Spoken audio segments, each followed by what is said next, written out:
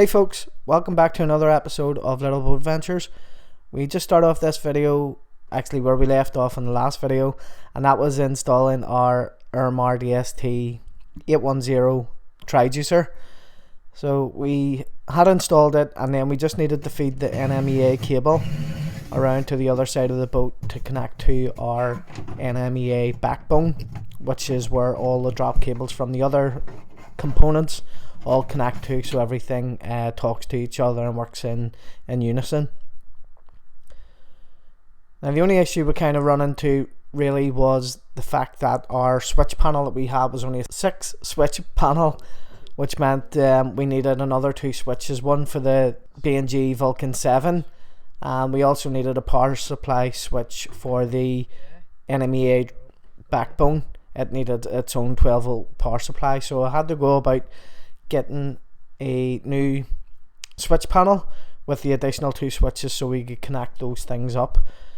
So that was the only issue that we kind of threw a spanner in the works and just added a bit of time to this project. But once we had that done, we went ahead and we installed the B&G Vulcan 7 chart plotter on the cockpit bulkhead. It wasn't a particularly hard job to do, but it's always nerve-wracking cutting holes in your boat, and we just had to use the template that came with the B&G Vulcan to mark out the areas to cut, and then, like I say, we had to cut a large rectangle in the bulkhead of the boat to fit the B&G. Pretty much it was an easy install, and we're happy with it at the minute. That's really all the electrical upgrades we're doing at the minute. There's a lot of obsolete wiring in behind the control panel that we'll have to remove, but we're happy enough with this install. At some point we'd like to add the B&G wind speed indicator, but our budget didn't stretch that far this time, so it's a project we'll have to put off to another year. Well, good morning. We're back down at the boatyard today. It's a nice April morning, and this is currently where we're at with the boat. So you may be asking what the hell has happened. It kind of looks a bit like a navy boat, bit of marine camouflage there. And what has been going on is we decided, or I kind of decided as a last minute thing, to start sanding the sides down. Don't know if you'll remember, but when the boat was hauled out last season, one of our episodes, we had painted the topsides. Now the first couple of layers we had put down was great, and the third layer we put on turned out to be a bit of a disaster, and instead of waiting for a week till that had fully cured before sanding it, we then repainted on top of that again, just to allow the boat to get back in the water, to salvage somewhat of a very short season. So, I mean, from maybe 10 metres away the boat didn't look too bad, but we weren't happy with that, or I wasn't happy with that. Every time I kind of was coming up to do some of the boat works,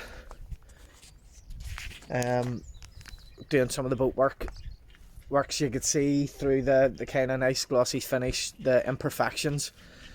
So I just wasn't happy, so I've decided to sand it all back to what is the previous kind of primer for the most part, and we're gonna prime today and get ready for painting in the next couple of days. So hopefully the finish will be a lot better, because I don't intend to do it again next year. So that's what I'm down to do today. I've just kind of, like I say, sanded back the previous primer and removed some of the old hardware that wasn't being used on the transom, filled those holes and just put a wee bit of 2-part primer on those areas and sanded them flush. And again, round the side here I've sanded back as best I can to the previous primer, but although it's looking a bit patchy, it's very, very smooth just to the touch there, so I'm happy with that. But the primer has a a medium kind of filler effect to it, so when we apply it on, it should fill any kind of small imperfections, and then we'll come back when that's dried in a couple of days and sand that with I think it's 240 grit, just a light sanding, clean it up, and she'll be ready for painting. So that's the plan for today. Still a lot of work to do, but hoping to get the boat in the water in the next 2 weeks. And once we get it painted, by the way, we'll get our South Atlantic wind vane mounted on the back, all ready for longer passages and some solo sails as well. So that's all the sanding done. Thankfully, it's been a long, laborious task, but done. So what I'm going to do now is give it a wash down and a bit of a wipe down to dry it off, and then after a while, when I make sure it's properly dry, I've tack rags there, so I'm going to go over it with tack rags and try and remove any little bits of dust or debris that may still be there. And then I'm going to mark it up with the masking tape, and then we'll get ready to apply our primer, and I'll go through the primer with you in a wee minute or two. First I have to get hoses and stuff set up to get ready to wash the boat.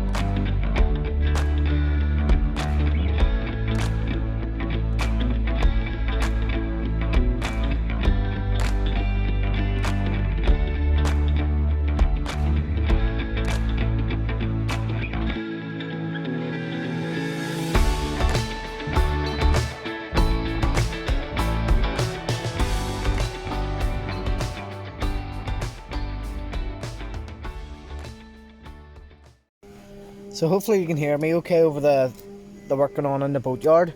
This is the primer we'll be using, the Epifanes poly-urethane primer. So depending on what data sheet you read, this can be applied in either above 12 degrees Celsius or 18 degrees Celsius and above. I'm really hoping it's the 12 degrees Celsius because that's what the temperature is today. And it's a very rare occasion in Northern Ireland when we get temperatures above 18 degrees. So what we do is open the primer, give it a stir for a few minutes, just make sure it's nice and well mixed, and then the curing agent is attached to the bottom here. We'll break it off and pour it in, give it a stir, and then it's a 10 to 15 minute induction time, so we have to let it sit. And then we're going to apply some of the Epifanes thinners. I'll just have to double check what thinner to apply because we're putting it on a vertical surface. I don't want to make it too thin that it's going to run off, and I want it to be thick enough where it's kind of the filling properties of it work okay, so that it's not too thin. And we're going to apply with a mohair brush, or sorry, roller. And so the process I'll use is just going along the top, cutting in little bits, and I'll maybe go a couple of foot at a time, and then I'll roll, and then I'll cut in the top and roll, and just carry that process on round. And I'm going to start at the starboard side rear quarter and come up around the front, down, and then do the transom last.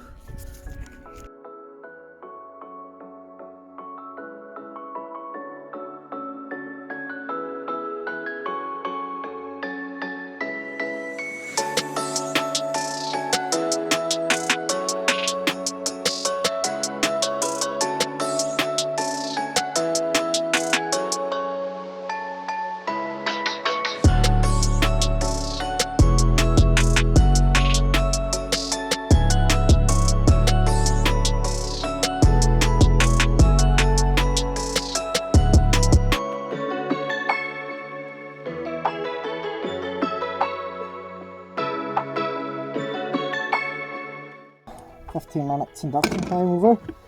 Just going to add the thinners now, which I'm going to add 5, it says 5 to 10%, but we're adding 5.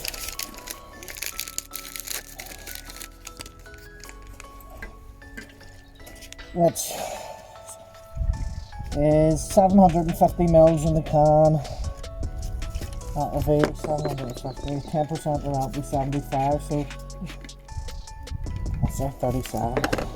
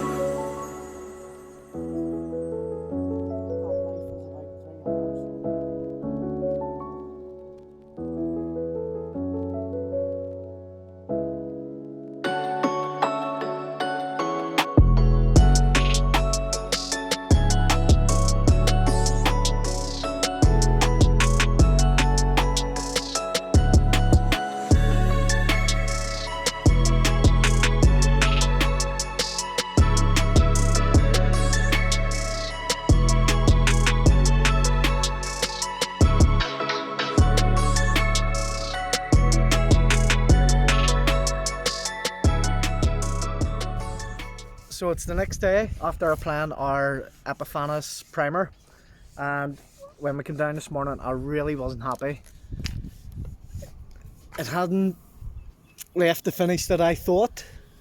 There's still a lot of little bubble marks that have dried. I thought they would have kind of popped and it would have levelled out and had a nice fair surface, but I've took to the side here with some 320 grit sandpaper, and the finish, or this surface, is so smooth.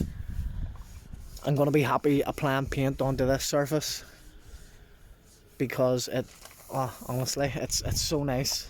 The primer has obviously filled any little kind of marks and voids and smoothed out there just with a bit of sanding. So we're up to here now, and we'll get the sides finished, get the transom finished, wash it down and tack it all off, mark up and get ready for painting. So hopefully today will be the top sides painted, and we're pretty much, apart from getting the sails put back on, pretty much ready to go back in the water. Now, as always, it says we'll get back in the water, but that doesn't mean the end of the project. Did you get it? He's saying he got us. I see the text now. Sorry, so I was, our friend Robbie was just passing there, and I had to stop him to ask him for a lend of his big ass angle grinder to cut this crossbar, because sanding in this area and trying to paint in that area is a complete pain in the ass. So I'm going to cut this crossbar off. We don't really need it. It was just the way the guy had put it together. So that's going to make it a lot easier to kind of get that area sanded and ready for painting. But like as I was saying, so we're up to here, we'll get the rest of it done, get cleaned up and paint. Hopefully that will be the painting done. We'll be ready to go back into the water once we get the sails up. And still a lot of work to do on the inside of the boat, but as far as being ready for the water, that's all the job's done. Oh, of course, we need to put our self-steering wind vane on. So once we get painted, I'm going to put on this little wooden kind of plate, and then bolt through the brackets through this onto the transom, and that should be her good to go. I need to get this flagpole down as well. The water has kind of seeped down into the base of it there and has swollen the flagpole up in its holder, and we can't get it out, so we're probably just going to have to cut that off and buy a new one. Although I'll not be putting the end sign up there because the wind vane paddle's going to be there. So we'll maybe see about getting that little bracket moved to the side. Anyway, plenty to keep us busy. Kelly's up doing a bit of yoga, boat yoga, to try and get the wee edges of the top sides sanded further. So all go today. Boat yard's busy, a lot of people about, but here's hoping we'll get it all done.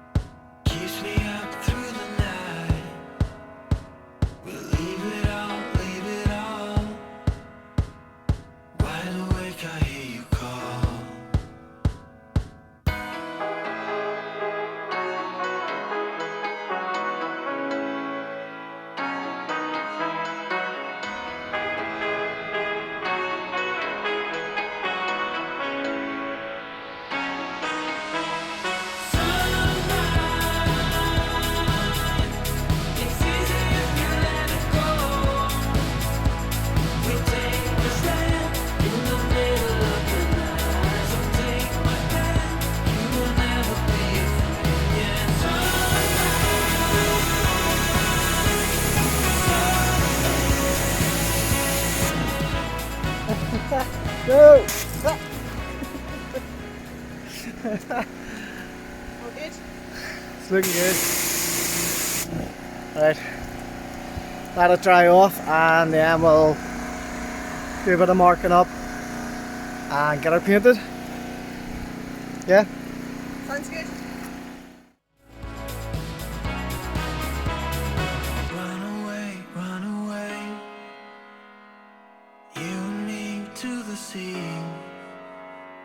We gotta let the music play, 'cause life is still a mystery.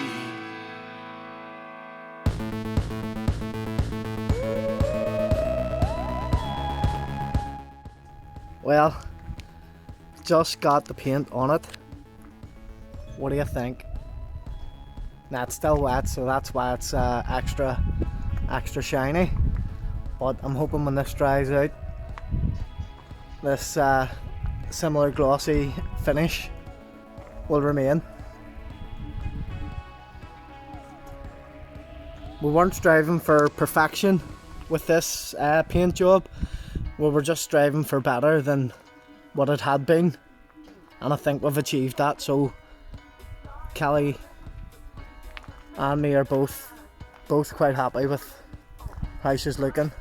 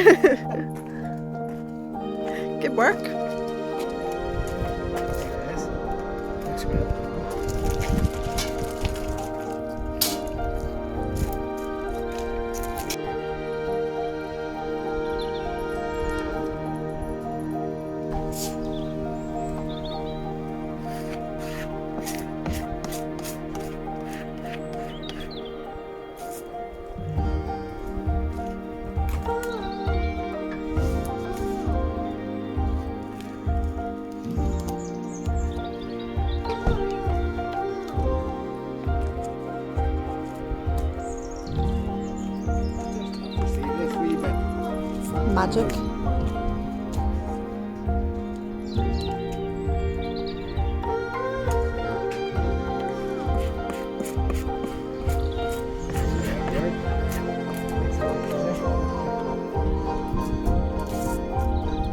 told me how to do that about 4 or 5 times.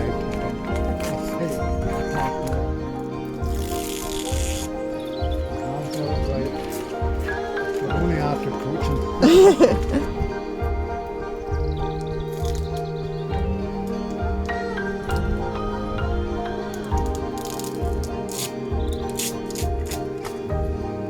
Look, you think it was made for it, wouldn't you? Awesome. Well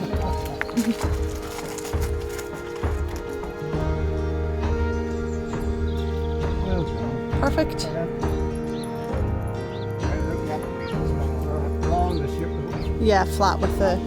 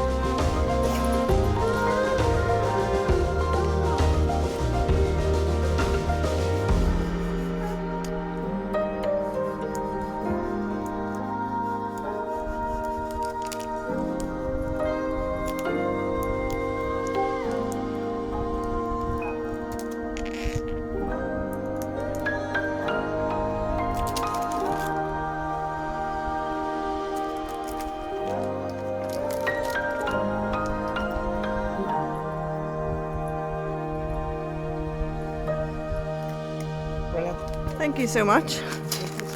Thank you.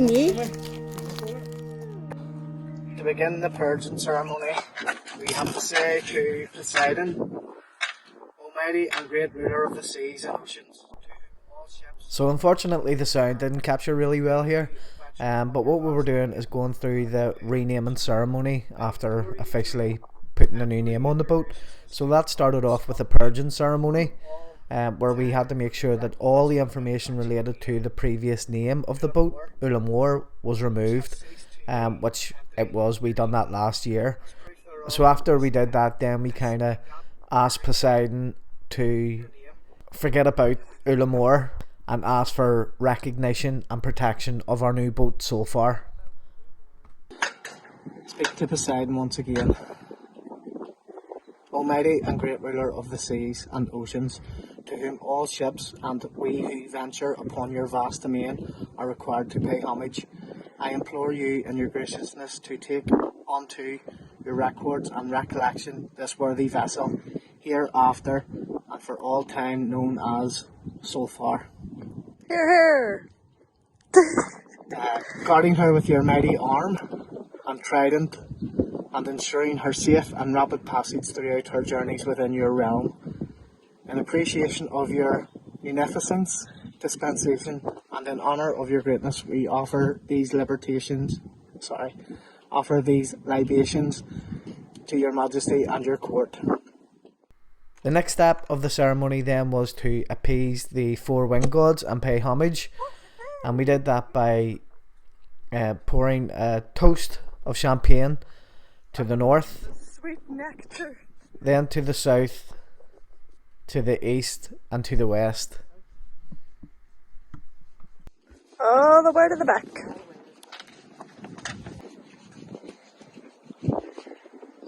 Great notice, exalted ruler of the south wind, grant us permission to use your mighty powers in the pursuit of our lawful endeavours, ever sparing us the overwhelming scourge of your scalding breath.